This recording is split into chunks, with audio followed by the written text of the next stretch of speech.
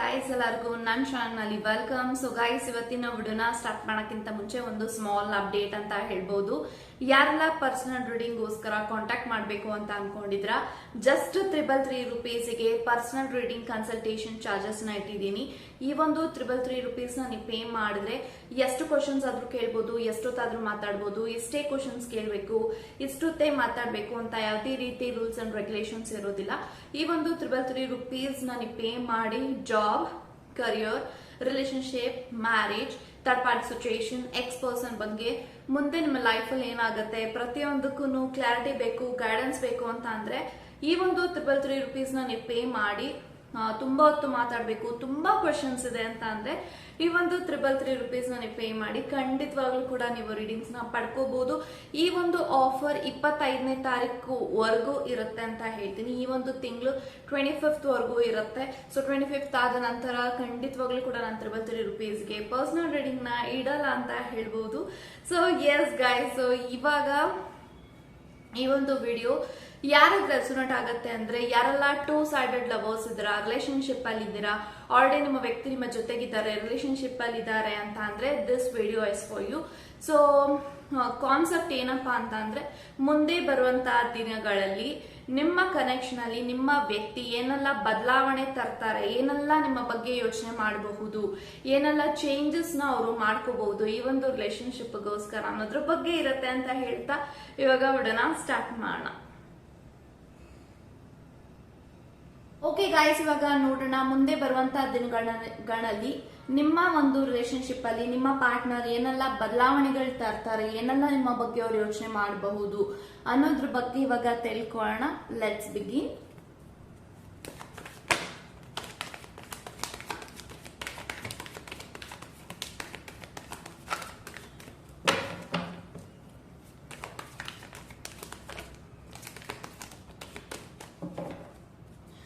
So bottom of the card 8 of wands ಇದೆ. So guys, ಯಾರೆಲ್ಲ ಈ ಒಂದು ವಿಡಿಯೋನ ನೋಡ್ತಾ ಇದ್ರ, we have 8 of wands, okay, 2 of cups, okay, and ace of pentacle, empress, 5 of wand, ಅದ್ರ ಜೊತೆಗೆ 8 ಆಫ್ ಪೆಂಟಿಕಲ್ಸ್.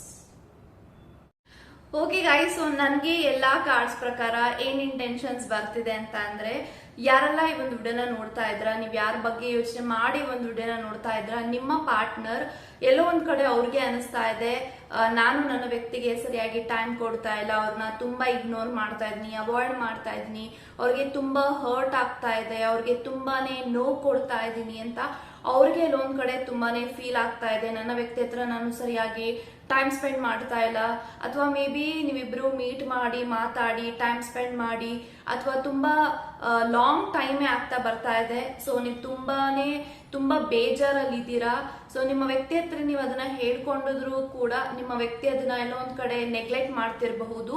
ಸೊ ಇವಾಗ ಅವ್ರಿಗೆ ಹೆಂಗ ಅನಿಸ್ತಾ ಇದೆ ಅಂತ ಅಂದ್ರೆ, ನಾನು ಇಷ್ಟು ದಿನಗಳ ಕಾಲ ಅವರ ಹಿಂದೆನೆ ಅಂದ್ರೆ ದಿಸ್ ಪರ್ಸನ್ ಫೀಲ್ ಲೈಕ್ ನನ್ನ ವ್ಯಕ್ತಿಗೆ ನಾನು ಪ್ರೀತಿ ಮಾಡ್ತಾ ಇದ್ದೀನಿ, ನನ್ನ ಜೊತೆಗಿದ್ದೀನಿ, ನಾನು ಅವ್ರ ಲೈಫಲ್ಲಿ ಇದ್ದೀನಿ ಅನ್ನೋದೆಲ್ಲ ಓಕೆ, ಬಟ್ ಆ ಒಂದು ವ್ಯಕ್ತಿಗೆ ಅವ್ರಿಗೇನ್ ಇಷ್ಟ ಆಗತ್ತೆ, ಅವರ ಲೈಫಲ್ಲಿ ನಾನು ಯಾವ ತರ ಇರಬೇಕು, ಅವ್ರೇನ್ ಎಕ್ಸ್ಪೆಕ್ಟೇಷನ್ ಇಟ್ಕೊಂಡಿದ್ದಾರೆ ನನ್ನ ಮೇಲೆ, ಇದೆಲ್ಲನೂ ಕೂಡ ತಿಳ್ಕೋಬೇಕು ಅಂತ ಅವ್ರಿಗೆ ತುಂಬಾನೇ ಸ್ಟ್ರಾಂಗ್ ಆಗಿ ಅನಿಸ್ತಾ ಇದೆ ಅಂತ ಹೇಳ್ಬೋದು. ಯಾಕಂತಂದ್ರೆ 5 ಆಫ್ ವಾಂಡ್ಸ್ ಇದೆ. ಸೊ ನಿಮ್ಮ ಮನಸ್ಸು ಕೂಡ ತುಂಬಾನೇ ಬೇಜಾರಾಗ್ತಾ ಇದೆ, ಎಲ್ಲೋ ಒಂದ್ ಕಡೆ ನಿಮ್ಮ ಮನಸ್ಸು ತುಂಬಾನೇ ಹೊಡೆದೋಗ್ತಾ ಇದೆ. ನಿಮ್ಮ ವ್ಯಕ್ತಿ ಹತ್ರ ಮೇ ಬಿ ತುಂಬಾ ಹಿಂದೆನೆ ನೀವು ಮಾತಾಡಿದೀರಾ, ಲೈಕ್ ನನಗೆ ನೀವು ಟೈಮ್ ಕೊಡ್ತಾ ಇಲ್ಲ, ತುಂಬಾ ನೆಗ್ಲೆಕ್ಟ್ ಮಾಡ್ತಾ ಇದ್ದೀರಾ, ತುಂಬಾನೇ ನನ್ನ ಕೇರ್ಲೆಸ್ ಮಾಡ್ತಾ ಇದ್ದೀರಾ, ನನ್ನ ಪ್ರೀತಿನ ನೀವು ಗ್ರಾಂಡೆಡ್ ಆಗಿ ತಗೋತಾ ಇದ್ದೀರಾ. So something in this way ನೀವೇನಾದ್ರೂ ಕಮ್ಯುನಿಕೇಶನ್ ಮಾಡಿದೀರಾ ಅಂತ ಅಂದ್ರೆ, ಸೊ ಮುಂದೆ ಈ ಒಂದು ವ್ಯಕ್ತಿ ಯಾವ ತರ ಆಕ್ಷನ್ ತಗೋಬಹುದು ನಿಮ್ಮ ವಿಚಾರದಲ್ಲಿ ಅಂತ ಅಂದ್ರೆ, ಫಸ್ಟ್ ನಿಮಗೆ ಒಂದು ಕ್ವಾಲಿಟಿ ಟೈಮ್ ಕೊಡ್ತಾರೆ ಅಂತ ಬರ್ತಾ ಇದೆ. ಎಲ್ಲೋ ಒಂದ್ ಕಡೆ 8 ಆಫ್ ಪೆಂಟಿಕಲ್ಸ್ ಇರೋದ್ರಿಂದ ಈ ಒಂದು ವ್ಯಕ್ತಿ ತುಂಬಾನೇ ಬಿಸಿ ಇದ್ದಾರೆ, ಅವ್ರ ಲೈಫ್ ಅಲ್ಲಿ ಅವರು ತುಂಬಾನೇ ಪ್ಲಾನ್ಸ್ ಗಳಿದೆ. ಆ ಪ್ಲಾನ್ಸ್ ಗಳ ಮುಖಾಂತರ ಈ ಒಂದು ವ್ಯಕ್ತಿ ತುಂಬಾನೇ ವರ್ಕ್ ಅಲ್ಲಿ ಬಿಸಿ ಇದ್ದಾರೆ, ಫೈನಾನ್ಷಿಯಲಿ ಅವ್ರಿಗೆ ತುಂಬಾನೇ ಲಾಸ್ ಆಗ್ತಾ ಇರ್ಬೋದು, ಅಥವಾ ಸಮಥಿಂಗ್ ಅವರು ತುಂಬಾನೇ she is really very busy in making money, ಈ ರೀತಿ ಕಾಣಿಸ್ತಾ ಇದೆ. This person is very much focused. So ತುಂಬಾನೇ ಫೋಕಸ್ಡ್ ಆಗಿದ್ದಾರೆ ಅವರ ಲೈಫ್ ಅಲ್ಲಿ. ಸೊ ಸಮಥಿಂಗ್ ಈ ಒಂದು ವ್ಯಕ್ತಿಗೆ ಈ ಕಡೆ ನೀವು ಇಂಪಾರ್ಟೆಂಟ್ ಇದ್ದೀರಾ, ನಿಮ್ ಲೈಫ್ ಅಲ್ಲಿ ಅವ್ರ ಕೆಲಸ ಕಾರ್ಯಗಳು ಇಂಪಾರ್ಟೆಂಟ್ ಇದೆ. ಬಟ್ ಎಲ್ಲೋ ಒಂದ್ ಕಡೆ ಒಂದ್ ವ್ಯಕ್ತಿ ಬೇಕು ಅಂತಾನೆ ಟೈಮ್ಸ್ ಅವರು ನಿಮ್ಮನ್ನ ತುಂಬಾ ಇಗ್ನೋರ್ ಮಾಡ್ತಾರೆ. ಅದು ನಿಮ್ಗೆ ತುಂಬಾ ಬೇಜಾರಾಗುತ್ತೆ. ಯಾಕೆಂತ ಅಂದ್ರೆ ನೋಡಿ, ಇವತ್ತು ಅವರು ಮೀಟ್ ಮಾಡ್ತೀನಿ ಅಂತ ಹೇಳ್ತಾರೆ, ಸಡನ್ ಆಗಿ ನಾನು ಬರೋದಿಲ್ಲ, ನಿಮ್ಗೆ ತಮಾಷೆ ಮಾಡಿದ್ದು ಅಂತ ಹೇಳ್ಬೋದು. ಈ ರೀತಿ ಎಲ್ಲಾನು ಕೂಡ ನಿಮ್ಗೆ ತುಂಬಾ ಲಾಂಗ್ ಟೈಮ್ ಇಂದ, ಮೋರ್ ಪ್ರಾಬಬ್ಲಿ ನಂಗೊಂದು 6 months ಇಂದ ನಿಮ್ಮ ಕನೆಕ್ಷನ್ ಅಲ್ಲಿ ತುಂಬಾ ಅಪ್ಸ್ ಅಂಡ್ ಡೌನ್ಸ್ ನಡೀತಾ ಇದೆ. ಸೊ ನಿಮ್ಮ ವ್ಯಕ್ತಿ ಅದನ್ನ ಸೀರಿಯಸ್ ಆಗಿ ತಗೋತಾರೆ, ನನ್ನ ವ್ಯಕ್ತಿ ನನ್ಗೆ ಟೈಮ್ ಕೊಡ್ತಾರೆ ಅಂತ ನೀವು ತುಂಬಾ ಸತಿ ಒಂದ್ ವ್ಯಕ್ತಿಗೆ ಎಕ್ಸ್ಕ್ಯೂಸ್ನೆಸ್ ನ ಕೊಟ್ಟಿದ್ದೀರಾ. ಬಟ್ ಈ ಒಂದು ವ್ಯಕ್ತಿಗೆ ಇವಾಗ ಅನಿಸ್ತಾ ಇದೆ, ನನ್ನ ವ್ಯಕ್ತಿಯ ಜೊತೆಗೆ ನಾನು ಏನ್ ತಪ್ಪು ಮಾಡ್ತಾ ಇದ್ದೀನಿ ಅಂತ ಅವ್ರಿಗೆ ಇವಾಗ ಅನ್ನಿಸ್ತಾ ಇದೆ.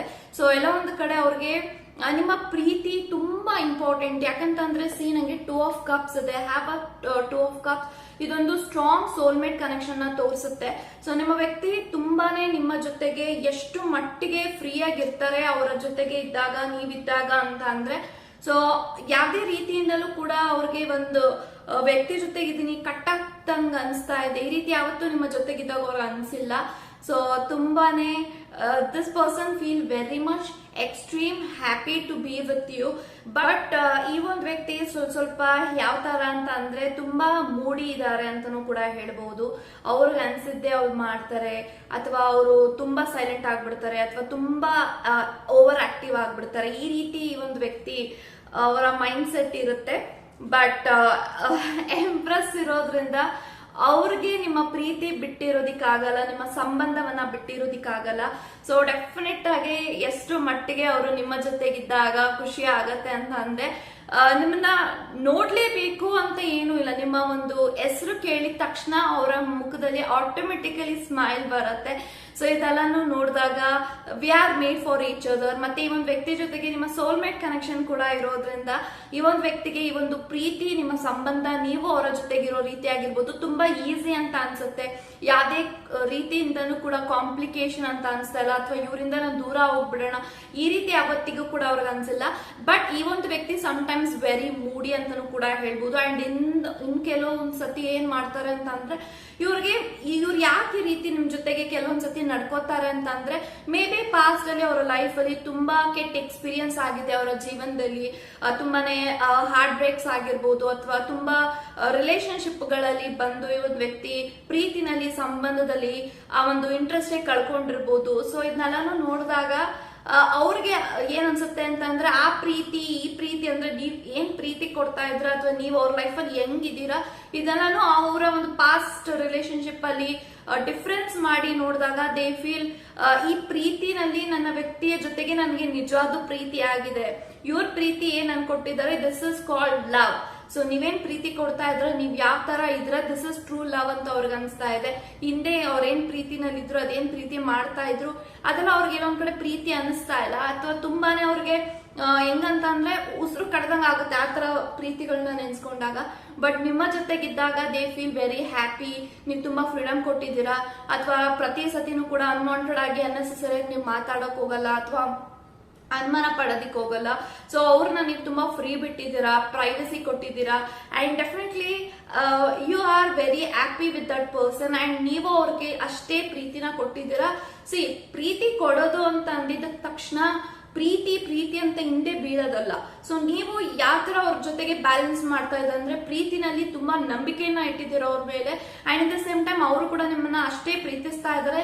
ಅನುಮಾನದಲ್ಲಿ ಅವ್ರು ಯಾವ್ದೇ ರೀತಿಯಿಂದಲೂ ಕೂಡ ನಿಮ್ ಜೊತೆಗೆ ಅವ್ರು ಇರೋದಕ್ಕಾಗಲ್ಲ. ಸೊ ಇಲ್ಲಿ ನೀವು ತುಂಬಾ ಫ್ರೀಡಮ್, ನನಗೆ ಫ್ರೀಡಮ್ ಅಂತ ಒಂದು ಇಂಟೆನ್ಷನ್ ಜಾಸ್ತಿ ಬರ್ತಾ ಇದೆ. ಬಿಕಾಸ್ ನೀವು ಅವ್ರಿಗೆ ಎನಫ್ ಫ್ರೀಡಮ್ ಕೊಟ್ಟಿದ್ದೀರಾ. ತುಂಬಾ ಪ್ರೀತಿನ ನೋಡಿರ್ಬೋದು, ತುಂಬಾ ಜನ ಅವರ ಪಾರ್ಟ್ನರ್ ಅವ್ರೇನ್ ಹೇಳ್ತಾರೋ ಅದನ್ನ ಕೇಳಬೇಕು ಅಂತ ತುಂಬಾ ಎಕ್ಸ್ಪೆಕ್ಟ್ ಮಾಡ್ತಾರೆ. ಬಟ್ ನೀವ್ ಆತರ ಯಾವ್ದೇ ರೀತಿಯಿಂದಲೂ ಕೂಡ ಅವ್ರ ಹತ್ರ ಏನು ಎಕ್ಸ್ಪೆಕ್ಟ್ ಮಾಡಿಲ್ಲ. ನೀವು you only ask the time, ಅವರ ಕ್ವಾಲಿಟಿ ಟೈಮ್ ನ ನೀವು ಕೇಳ್ತಾರೆ. ಯಾವ್ದೇ ರೀತಿ ಒಂದ್ ನಂಗೆ ಗಿಫ್ಟ್ ಕೊಡ್ಸು, ಅಥವಾ ಇಲ್ಲಿ ಕರ್ಕೊಂಡು ಹೋಗು, ಅಲ್ಲಿ ಕರ್ಕೊಂಡು ಹೋಗು ಅಂತ ನೀವ್ ಯಾವತ್ತೂ ಆಟ ಮಾಡಿಲ್ಲ. ಸೊ ಇದನ್ನೆಲ್ಲ ನೋಡಿದಾಗ ಅವರ ಸುತ್ತಮುತ್ತ ಇರುವಂತ ಕೆಲವೊಂದು ರಿಲೇಶನ್ಶಿಪ್ ಅಲ್ಲಿ ತುಂಬಾ ಟಾಕ್ಸಿಕ್ ಆಗಿರುತ್ತೆ. ಬಟ್ ಇವರ ಜೊತೆಗೆ ನನ್ನ ಪ್ರೀತಿ ಏನಿದೆ, ಬಿನ್ ವೆರಿ ಲೈಕ್ ನನಗೆ ತುಂಬಾ ಪುಣ್ಯ ಮಾಡಿದೀನಿ ಈ ಒಂದು ವ್ಯಕ್ತಿನ ಪಡ್ಕೊಳ್ಳೋದಿಕ್ಕೆ ಅನ್ನೋದು ತುಂಬಾ ಅವ್ರಿಗನ್ಸುತ್ತೆ. And at the same time ನಿಮ್ಮ ಪ್ರೀತಿ ಅವ್ರನ್ನ ಬದಲಾಯಿಸಿದೆ ಅಂತ ಹೇಳ್ಬಹುದು.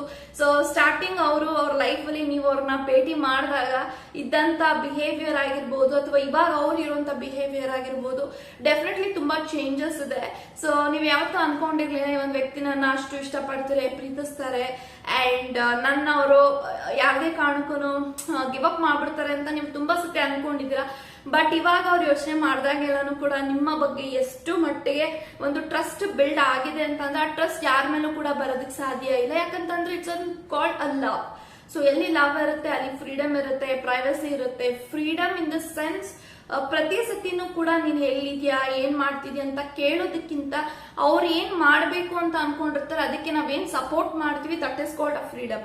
ಅಂಡ್ ಪ್ರತಿ ಸತಿನೂ ಕೂಡ ಅವ್ರು ಎಲ್ಲಿ ಹೋಗ್ತಾರೆ ಎಲ್ಲಿ ಬರ್ತಾರೆ ಅಂತ ಬರ್ದೇ ಒಪ್ಸುವಂತ ಅವಶ್ಯಕತೆನೂ ಇರೋದಿಲ್ಲ. So it's all about the mind set. So ನಿಮ್ಮ mind set is very pure ಆಗಿದೆ. ಇನ್ ದ ಸೇಮ್ ಟೈಮ್ ಅವ್ರಿಗೂ ಕೂಡ ಅದು ಇಷ್ಟ ಆಗಿದೆ. ಸೊ ಯಾರು ಕೂಡ ನಿಮ್ಮಂತ ವ್ಯಕ್ತಿಗಳು ಅವ್ರ ಲೈಫಲ್ಲಿ ಸಿಗೋದಿಲ್ಲ ಅನ್ನೋದು ಅವ್ರಿಗೆ ತುಂಬಾನೇ ಅನಿಸ್ತಾ ಇದೆ. And in the same time ace of pentacles ಇದೆ. ಸೊ ನಿಮ್ಮ ಬಗ್ಗೆ ಅವ್ರಿಗೆ ಎಷ್ಟು ಮಟ್ಟಿಗೆ ಕಾಳಜಿ ಇದೆ ಅಂತ ಅಂದ್ರೆ ಆ ಕಾಳಜಿ ಪ್ರೀತಿ ಆಗಿರ್ಬೋದು ಅಥವಾ ಪ್ರತಿ ಸತಿನೂ ಕೂಡ ಅವ್ರಿಗೇನ್ ನಿಮ್ಮಿಂದ ಪ್ರೀತಿ ರಿಸೀವ್ ಆಗುತ್ತೆ ಅದನ್ನ ಅವ್ರ ಮನ್ಸಾರೆ ನಿಮ್ಮ ಹತ್ರ ಅವರ ಫೀಲಿಂಗ್ಸ್ ಏನಿದೆ, ಸೆಂಟಿಮೆಂಟ್ಸ್ ಏನಿದೆ, ಅವರ ಎಮೋಷನ್ಸ್ ಏನಿದೆ ನಿಮ್ಮ ಬಗ್ಗೆ ಅನ್ನೋದನ್ನೆಲ್ಲ ಹೇಳ್ಕೊಬೇಕು ಅಂತ ಅವ್ರಿಗೆ ತುಂಬಾ ಅನ್ಸುತ್ತೆ. ಬಟ್ ಈ ಒಂದು ವ್ಯಕ್ತಿ ತುಂಬಾ ಇಂಟ್ರೋವರ್ಟ್ ಇದ್ದಾರೆ. ಅವ್ರಿಗೆ ಆದಂತ ಒಂದು ಕ್ಯಾಲ್ಕುಲೇಷನ್ ಇರುತ್ತೆ, ಯಾವ ಟೈಮಲ್ಲಿ ಬಾಯಿ ಬಿಡ್ಬೇಕು, ಯಾವ ಟೈಮಲ್ಲಿ ನಾನು ಸೈಲೆಂಟ್ ಆಗಿರ್ಬೇಕು ಅಂತ. ಸೊ ಈ ರೀತಿ ಅವರು ಯೋಚನೆ ಮಾಡ್ತಿದ್ದಾರೆ ನಿಮ್ ಬಗ್ಗೆ ಅಂತ ಹೇಳ್ಬೋದು. ಬಟ್ ಓವರ್ ಆಲ್ ಅವ್ರು ಏನ್ ಯೋಚನೆ ಮಾಡ್ತಾರೆ ಅಂತ ಅಂದ್ರೆ ನಾನು ಒಂದು ಪುಣ್ಯ ಮಾಡಿದ್ದೀನಿ, ಯಾವುದೋ ಜನ್ಮದ ಪುಣ್ಯ ಮಾಡಿರ್ತೀನಿ, ಅದಕ್ಕೆ ಈ ಒಂದು ವ್ಯಕ್ತಿ ನಂಗೆ ಸಿಕ್ಕಿದ್ದಾರೆ. So you are their biggest gift for their life ಅಂತ ಹೇಳ್ತಾ God bless you guys. Hey guys, ಎಲ್ಲರಿಗೂ ನನ್ನ ಚಾನಲ್ ನಲ್ಲಿ ವೆಲ್ಕಮ್. ಸೊ ಗೈಸ್, ಇವತ್ತಿನ ವಿಡಿಯೋನ ಸ್ಟಾರ್ಟ್ ಮಾಡೋಕ್ಕಿಂತ ಮುಂಚೆ ಒಂದು ಸ್ಮಾಲ್ ಅಪ್ಡೇಟ್ ಅಂತ ಹೇಳ್ಬೋದು. ಯಾರೆಲ್ಲ ಪರ್ಸನಲ್ ರೀಡಿಂಗ್ಗೋಸ್ಕರ ಕಾಂಟ್ಯಾಕ್ಟ್ ಮಾಡಬೇಕು ಅಂತ ಅನ್ಕೊಂಡಿದ್ರ ಜಸ್ಟ್ 333 rupeesಗೆ ಪರ್ಸನಲ್ ರೀಡಿಂಗ್ ಕನ್ಸಲ್ಟೇಷನ್ ಚಾರ್ಜಸ್ ನ ಇಟ್ಟಿದೀವಿ. ಈ ಒಂದು 333 rupees ನ ನೀವು ಪೇ ಮಾಡಿದ್ರೆ ಎಷ್ಟು ಕ್ವಶನ್ಸ್ ಆದ್ರೂ ಕೇಳ್ಬೋದು, ಎಷ್ಟೊತ್ತಾದ್ರೂ ಮಾತಾಡ್ಬೋದು, ಎಷ್ಟೇ ಕ್ವಶನ್ಸ್ ಕೇಳಬೇಕು, ಎಷ್ಟೊತ್ತೇ ಮಾತಾಡ್ಬೇಕು ಅಂತ ಯಾವುದೇ ರೀತಿ ರೂಲ್ಸ್ ಅಂಡ್ ರೆಗ್ಯುಲೇಷನ್ಸ್ ಇರೋದಿಲ್ಲ. ಈ ಒಂದು 333 rupees ನ ನೀವು ಪೇ ಮಾಡಿದ್ರೆ job, career, relationship, marriage, third party situation, ex person ಬಗ್ಗೆ ಮುಂದೆ ನಿಮ್ಮ ಲೈಫಲ್ಲಿ ಏನಾಗುತ್ತೆ ಪ್ರತಿಯೊಂದಕ್ಕೂ ಕ್ಲಾರಿಟಿ ಬೇಕು, ಗೈಡೆನ್ಸ್ ಬೇಕು ಅಂತ ಅಂದ್ರೆ ಈ ಒಂದು 333 rupees ನ ನೀವು ಪೇ ಮಾಡಿ ಎಷ್ಟು ಕ್ವಶನ್ಸ್ ಆದ್ರೂ ಕೇಳ್ಬಹುದು, ಎಷ್ಟೊತ್ತಾದ್ರೂ ಮಾತಾಡ್ಬಹುದು. ಈ ಒಂದು 333 rupees ಈ ಒಂದು ಮಂತ್ 25th ವರೆಗೂ ಇರುತ್ತೆ. ಸೊ 25th ಆದ ನಂತರ ಯಾವುದೇ ಕಾರಣಕ್ಕೂ ಈ ಒಂದು 333 rupees ಆಫರ್ ನ ರನ್ ಮಾಡೋದಿಲ್ಲ ಅಂತ ಹೇಳುತ್ತಾ ಇವತ್ತಿನ ವಿಡಿಯೋ ಏನಪ್ಪಾ ಅಂತ ಅಂದ್ರೆ ಏಂಜಲ್ಸ್ ಗೈಡೆನ್ಸ್. ಸೊ ಮುಂದೆ ಬರುವಂತಹ ದಿನಗಳಲ್ಲಿ ನಿಮ್ಮ ಕನೆಕ್ಷನ್ಗೆ, ನಿಮ್ಗೆ, ನಿಮ್ಮ ಪಾರ್ಟ್ನರ್ಗೆ, ನಿಮ್ಮ ಲೈಫ್ಗೆ ಏಂಜಲ್ಸ್ ಏನ್ ಗೈಡೆನ್ಸ್ ನ ಕೊಡ್ಬೇಕು ಅಂತ ಅನ್ಕೊಂಡಿದ್ದಾರೆ ಅನ್ನೋದನ್ನ ಇಲ್ಲಿ ಏಂಜಲ್ಸ್ ಕಾರ್ಡ್ ಮುಖಾಂತರ ನೀವೆಲ್ಲ ತಿಳ್ಕೋಬಹುದು ಅಂತ ಹೇಳ್ತಾ ಇವಾಗ ವಿಡಿಯೋನ ಸ್ಟಾರ್ಟ್ ಮಾಡೋಣ.